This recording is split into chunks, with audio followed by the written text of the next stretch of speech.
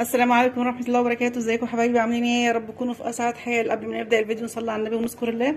اللهم صل وسلم عليك يا حبيبي يا رسول الله. اللهم بارك في اي حاجة بنعملها. اللهم بارك في اي حد يحط لايك ويشترك في القناة. ازيكم حبايبي؟ كل سنة وانتم طيبين بمناسبة شهر رمضان، يعود علينا الايام بخير يا رب. معلش انا حبة كده كنت تعبانة وبقالي كتير ما نزلتش بصراحة السوق، فقلت اما انزل بقى ايه عشان خاطر خلاص رمضان. الفيديو ده متصور قبل رمضان باسبوع، النهارده الخميس اللي قبل رمضان. فالواحد كان عنده زهقه واكتئاب، مش هقول لكم من ايه، بس كل واحد يعني عنده حبه ظروف كده، ف يعني نعملها. فطبعا انا نفسي اقول لكم حاجه، ويمكن الكلام ده هيزعل الناس مني كتير. انا طبعا طول ما انا بقالي اسبوع دلوقتي قاعده كده مع نفسي بتفرج على فيديوهات ايه تجهيزات رمضان. يا جماعه راعوا ظروف الناس شويه اليومين دول. جيبي خير في بيتك بس ما تعلنهوش، يعني اعلني حاجات اللي الناس كلها يعني العاديه، مش تروحي تجيبي لي 10 فرخات وتقولي انا هفرز لرمضان. يعني احنا هنجيب فراخ بس مش هنجيب 10 فرخات.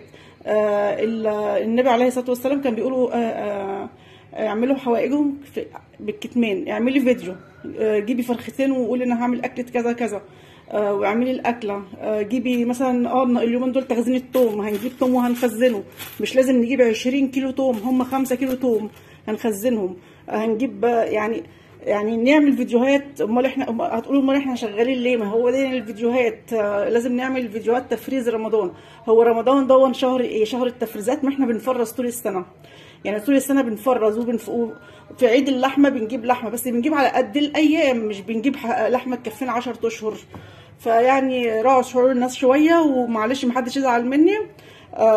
انت عاوزه تفرزي تعملي حاجه وصفه تقولي هتتعمل في الفريزر، تجيبي نص كيلو بانيه، مش لازم تجيبي 3 4 كيلو بانيه. عاوزه تتبلي فراخ وتحطيها في الفريزر عشان تنفعك في يوم، جيبي فرخه، جيبي فرختين، لكن ما تجيبيش 10 فرخات. يعني ده الفرختين دلوقتي داخلين في 500 جنيه. يعني انت معاكي ال 500 جنيه غيرك ما معهوش، فلازم نراعي شعور الناس. وطبعا اول يوم رمضان ده كل الناس وكل الغلابه ربنا بيكرمهم يا رب، وربنا بيرزقهم من حيث لا يعلمون. وربنا يا رب يرزق الجميع ومحدش يزعل مني، عشان انا بس اليومين دول عندي حبه اكتئاب شويه. فطبعا انا كنت مش عاوزه اصور تاني، وكنت هقفل القناه، بس ولادي قالوا لي لا يا ماما قومي عشان انت بتحبي القناه، وان شاء الله القناه دي هتنجح. وطبعا هي هتنجح لازم بيكم عشان تحطوا يعني تنجحوها، لان هي داخله في سنتين ولسه ما اتفعلتش. فطبعا انا جبت ايه؟ اول حاجه جبت خضره، جبت كرتونه بيض. كرتونه البيض بقت ب 100 جنيه دلوقتي، رخصت الحمد لله. حزمه الخضره ب 50. جبت بقدونس عشان اغليه، عشان البقدونس المغلي حلو قوي لوجع الجناب. جبت كرات عشان هنعمل عجينه طعميه. وجبت فول مدشوش. جبت حاجات من عند العلاف، وجبت لسان العصفور. جبت برغل. البرغل ده يوم من ايام رمضان هبقى اجيب لحمه مفرومه وهعمل كفته، مش هفرز الكفته معموله، ما جاتش يعني من الكفته والحاجات دي. يعني نعمل الاكل بتاعنا فريش عشان خاطر احنا صايمين، ولازم. انا ما بحبش اصلا الاكل المفرز، يعني مضطره عليه، ببقى مضطره عليه. جبت توم، جبت 5 كيلو توم ب 25 جنيه اهو. بص التوم اهو. النهارده بقى الفيديو بقى الى حبه المشاهدات، وهنعمل ايه؟ هنفرز التوم في الفريزر. ده توم بلدي، التوم اللي بيتفرز التوم البلدي، واليومين دول اوانه. فطبعا احنا ايه مش هنرمي منه حاجه، انا هنضفه. انا طبعا عشان مش عارفه اصور، مش لاقيه حد يصورني. انا هنضفه ازاي؟ هشيل طبعا انا هقول لكم بعدين بقى لما جبت قرنبيطايه ب 12 جنيه. وجبت الفلفل ده ب 20، اللي انا كنت جايباه مفرزاه معاكم كان ب 8 جنيه، بس اضطريت اجيب ربع عشان اخد هعمل فيه في حبه توم يعني خلطه سمك. ودون ب 16. جبت ربع برده، دول ب 10 جنيه يعني. القوطه النهارده كيلو ونص ب 10. جبت 3 كيلو، قلت ينفعوني. انا لسه هنزل نازله بقى قبل رمضان عشان اجيب اكل اول يوم رمضان، ومش عارفه لسه هشوف مين اللي هيفطر معايا اول يوم رمضان، بس اكيد ابني ومراته وحماتي طبعا. وجبت الخس دول ب 5 جنيه، ربط الخس دول ب 5 جنيه. وجبت عيش ب 3 جنيه. وجبت البنجر ده كيلو ب 10 جنيه، جبت نص كيلو. حزمه الكرات بجنيه. وهعمل طبعا اعمل لكم فيديو عجينه الطعميه لوحده عشان للسحور. يعني هو ده اللي نفرزه. دمسنا فول، انا اديته طبعا لاولادي بس لسه هدمس تاني. هنعمل زبادي، بدل ما نجيب علبه الزبادي ب 5 جنيه نجيب كيلو لبن ب 24 ب 24 جنيه دلوقتي عندنا. نعمله ويطلع لي 8 كوبايات زبادي. يعني هو اول اسبوع كده احنا بنعمل زبادي، وبعد كده هو هي لقمه بجبنه وخلاص، او لقمه بفول، يعني مش بتبقى رمضان ليه فرحته اول اسبوع كده تقعدي تحضري وتعملي. بس برضو انا بعمل اكل اليومين في رمضان برضو زي اي يوم طبيعي، بعمل اكل اليومين يكفيني يومين، عشان يوم اعمل اكل ويوم انا الواحد يعني تاني يوم نلقط حاجات في الشقه. يعني الايام اللي فاتت انا تعبانه وكنت كل يوم بعمل حاجه، يعني انا كنت نفسي اصور لكم المطبخ وانا بعمله الظرف السيراميك بصبنه في نص رمضان، مش انا بنتي هي اللي بتصبنه لي لان انا ما اقدرش اوطر. بس انا كنت احط الكرسي واروق درج. يعني انا بصوا هوريكم حاجه ظرفه اهي، بصوا انا مروقاها، والحاجات دي انا غسلتها وعملتها. الظرفه يعني الظرفه اللي فوقيها برده فيها كوبايات. فانا ايه يعني بقول لكم حاجات انا بعملها كل يوم، بعمل حاجه يعني. فطبعا انا خلصت المطبخ دلوقتي، فانا دلوقتي بقى ايه هشيل كل دون واشيل العيش في الفريزر واشيل كل حاجه في الثلاجه، وهنشوف بقى ايه نفرز الثوم. معلش انا طولت عليكم شويه، بس لازم كنت اقول الكلمتين دول عشان استريح نفسيا. دلوقتي يا حبايبي شيلنا كل حاجه مكانها، وفضيت ال5 كيلو ثوم، وهنعمل مع بعض هنفرز الثوم عشان خاطر ايه ينفعنا في وقت يكون احنا تعبانين او حاجه زي كده. بس انا عن نفسي انا بحب الثوم الفريش. انا بجيب 5 كيلو احطهم في الفريزر، و5 كيلو بس لما ينشف شويه بقى، عشان اليومين دول اللي عاوز يخزن في البيت لا ما تجيبيش اليومين دول، اصبري لما ينشف شويه على نص شهر 4 كده، وجيب الثوم الاحمر. الثوم الاحمر هو اللي بيعيش، لكن عاوزه تفرزي من دلوقتي عشان لازم يبقى الثوم اخضر كده هو. فانا مسكت راس ثوم، يعني هتمسكي راس ثوم، هناخد راس ثوم زي كده اهو، هنروح مقشرين القشره الخارجيه، اي قشره على الوش كده اهو، وهنروح شايلين الحته اللي فيها طينه دي ماشي، وهنروح قارطين الحته دي لغايه هنا اهو كده اهو ماشي. وهنروح بقى ايه، يعني انا مش عارفه عشان بصور بايد وبعمل بايد، بس انا هقول لكم انا عملت ايه. يعني انا خدت الاخضر ده اهو، بصوا ده خساره، ده لسه فريش، هنحطه في طبق لوحده.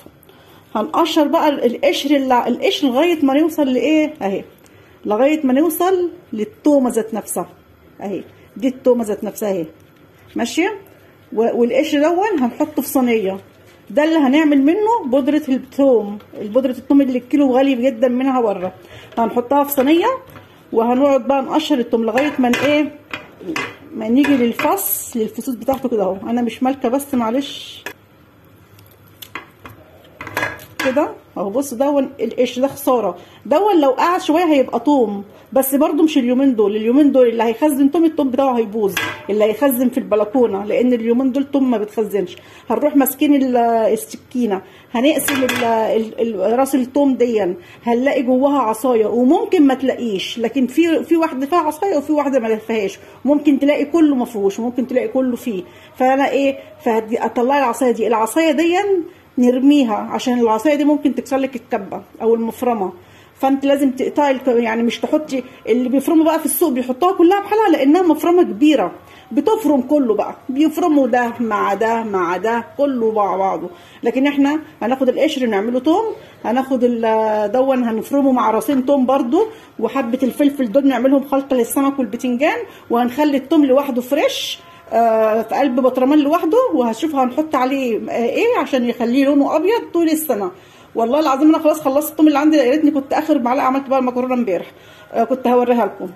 وفي توم ساعات بيخضر بيأكسد، دي مش ماهاش اكسده، ده اسمه هو نوع التوم بيبقى كده اهو، مهما تعملي بنفس الطريقه التوم يخضر.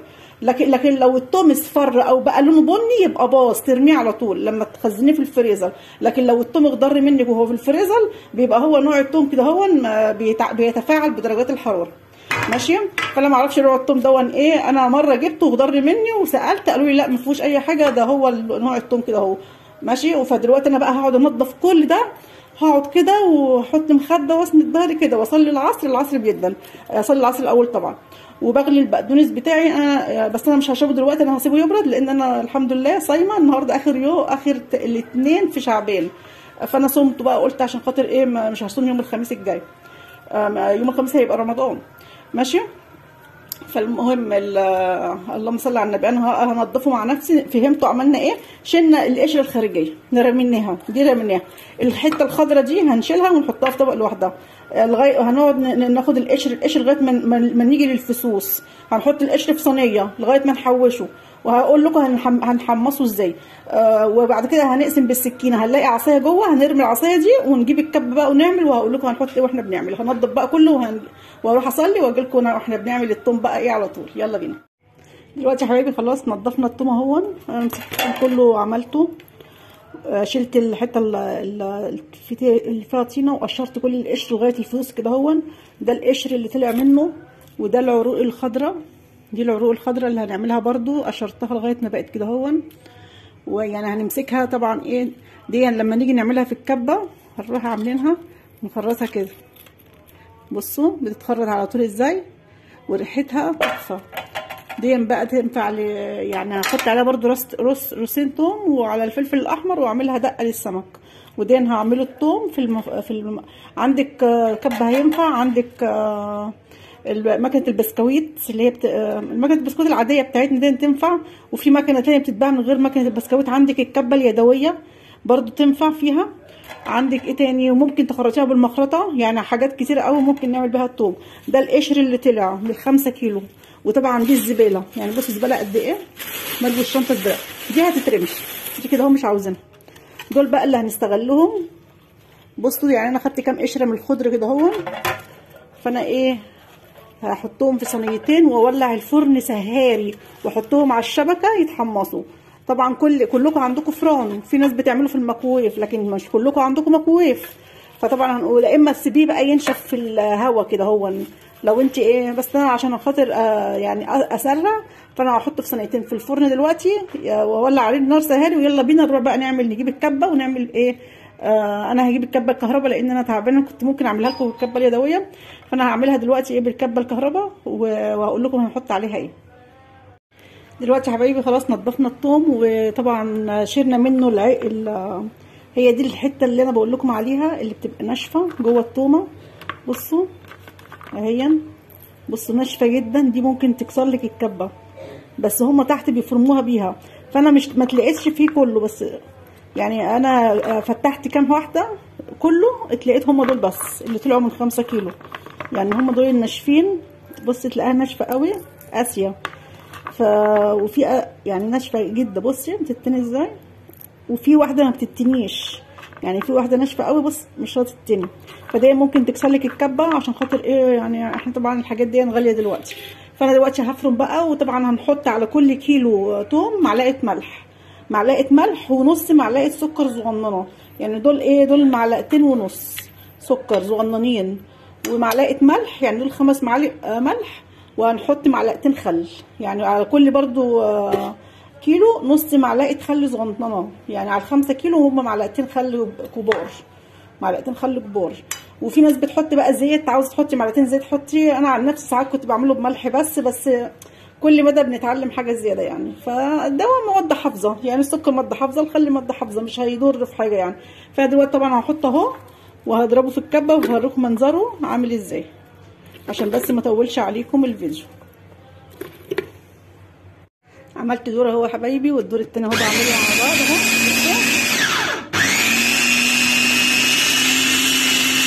بس من غير ما لسه ما حطيتلوش اي حاجه، انا اعمله كله وبعد كده بقى احطه واقلب كله ونعبيه ببطرونات مع بعض. دلوقتي يا حبايبي خلاص فرمناه هو، انا ما بحبوش ناعم قوي، انا بحبه ايه يعني مجروش كده، بيبقى فيه حتت صغنطه كده اهو. هنحط بقى السكر والملح، وهنحط معلقتين الخل،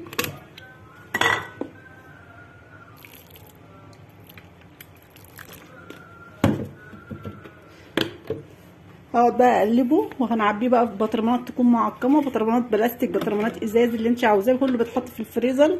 انا مجهزه علب اهي، وممكن لو ما عندكيش العلب دي في اكياس ثلاجه، بس تحطي اكياس الثلاجه في قلب تدون، في قلب علبه، في قلب الفريزر، وتلبسيها كيس عشان ما تعملكيش ما تكرفلكيش ريحه الايه الفريزر.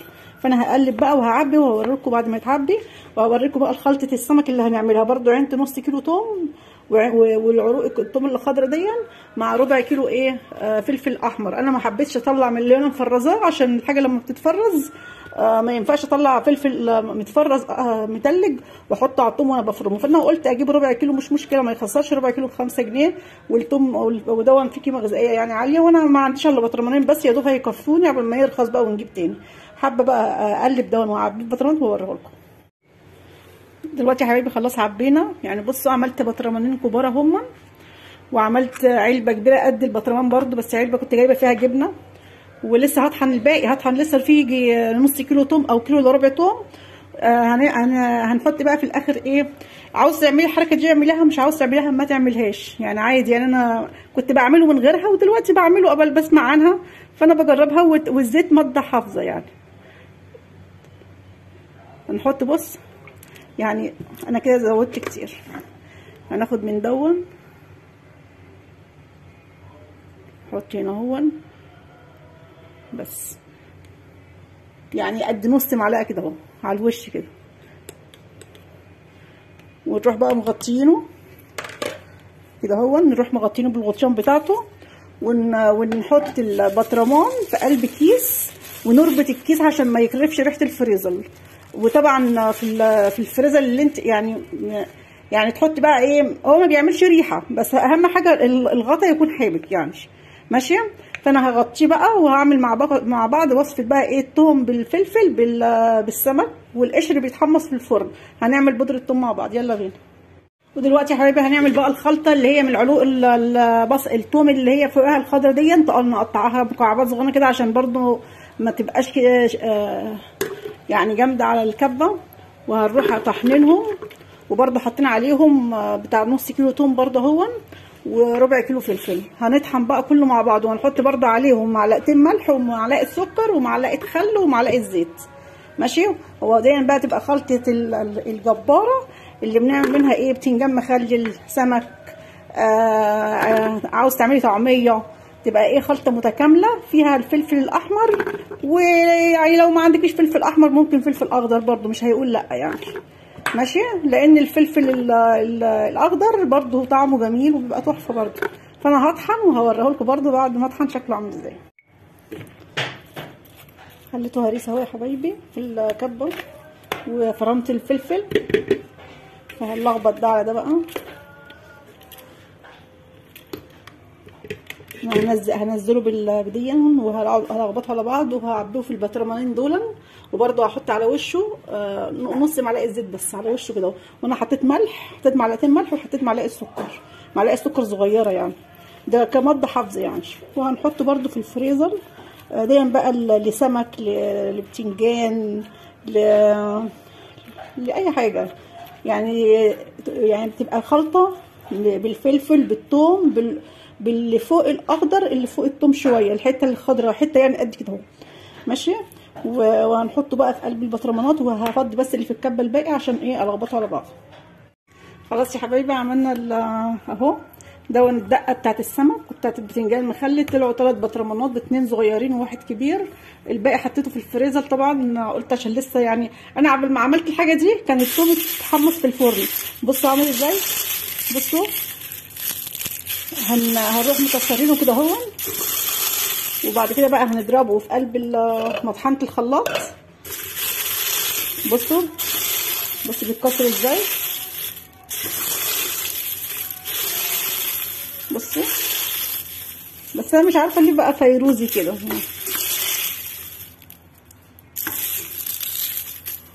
فهكسره بقى وهطحنه وهوريه لكم بعد ما اطحنه. ودلوقتي خلاص يا حبايبي خلصنا الفيديو، ويا ريت يكون الفيديو خفيف على قلبكم. دي بودره الثوم اللي انا عملتها، طحنتها في المفرمه جميله وتحفه. هنعبيها طبعا في بطرمان، وهنحطها في التلاجة، وهنقفلها طبعا بغطا عشان خاطر ايه ما يدخلهاش اي هواء. طبعا عند العلب بيبقى ما فيهاش اي يعني، بصوا يعني طلعوا لي بتاعي ايه حبه حلوين يعني. لو هتشتريهم لوحدهم ب25 جنيه اللي احنا جايبين بيهم كل التوم، انا جايبه توم ب25 جنيه، عملوا لي بطرمان. البطرمان ده 1 كيلو، بجيب فيه العسل كيلو، وده كيلو، ودي علبه كنت جايبه فيها نص كيلو جبنه قريش، من عند سوبر ماركت. دي اتملت برضو يعني 3 علب، ودول برضو كيلو، ودون نص وده نص. ده برضو بتاعت جبنه، دي بالفلفل الاحمر لتتبيله السمك وتتبيله البتنجان، تبقى عندك جاهزه يا دوب هتحط عليها الكمون وتعصري الليمونه بس. طبعا ودي بودره الثوم. انا عاوزه اوريكم بقى بودره الثوم بتاعت السنه اللي فاتت اللي انا عاملاها معاكم، كنت حاطاها في الثلاجه، كان البصرمان ده مليان. اصلا انا ما بستهلكش كتير بودره الثوم بصراحه، لان انتوا عارفين ان انا بحط. انا اوريها لكم بس، افتح البطرمان. انا بحب الحاجه فريش. بصوا لونها عامل ازاي وريحتها تحفه، والله العظيم ريحتها تحفه. بصوا، والبطرمان طبعا في التلاجة انا حطاه، وبرده مش يعني استعمله، ده دون كنز عندي دون. ودي البودره الجديده، بس مش عارفه ليه لونها اخضر. مش عارفه، لو حد عارف يبقى يقول لي في التعليقات. هي مخضره شويه يعني، مديه كده على لون ايه اخضر شويه، يمكن عشان الثوم لسه اخضر مش عارفه. فطبعا ده تفريز الثوم يا حبايبي. يا ريت يكون الفيديو خفيف على قلبكم، ويا ريت تحطوا اشتراك ولايك عشان يوصل لكم مني كل جديد. وكل سنه وانتم طيبين، ويلا الحقوا خزنوا الثوم قبل ما ينشف. ودلوقتي تخزين الثوم اللي في الفريزر، عاوزه تحطيه في صوص، اغسليه ونشفيه بالميه وحطيه في كيس في صوص، ما تطحنهوش. ده الطريقتين حلوين، والطريقه دي مش مضره للصحه ولا حاجه. اكبر شيف في مصر الشيف محمد فوزي طلع قال طول عمرهم اجدادنا كانوا بيعملوا الثوم، وكمان كانوا بيعملوه يحطوه في الثلاجه من تحت. احنا بنفرزه يعني، بنخليه ما ياخدش بكتيريا كتير. فطبعا يعني، وكمان هنجيب فريش برضو يعني، هم للاحتياطي. ساعات بتبقي تعبانه يعني، بصراحه هو نفعني الايام اللي فاتت، كنت تعبانه ومش قادره افصص ثوم خالص، فكنت بطلع نعمل مكرونه، نعمل كشري، نخلي البتنجان. تحفه تحفه. لو عجبكم الفيديو حطوا لايك واشتركوا في القناه عشان يوصلكم مني كل جديد. والسلام عليكم ورحمه الله وبركاته.